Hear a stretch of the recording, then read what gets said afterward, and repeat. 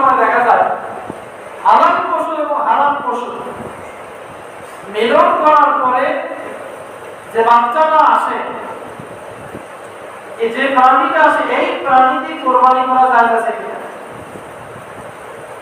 হারাম পশু কি অনেক সময় ঘরে জঙ্গলে দেখা যায় অনেক পশু থাকে যেগুলো খাওয়া হারাম, কিন্তু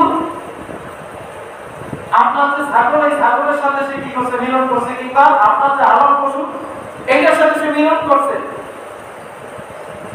তো এই মিলন করার কারণে যে বাচ্চাটা আপনার হালাল পশুর পেটে আসে, আসার পরে এই যে প্রাণীটা দুনিয়াতে আসার পরে এটা কি কোরবানি করা যাবে কিনা?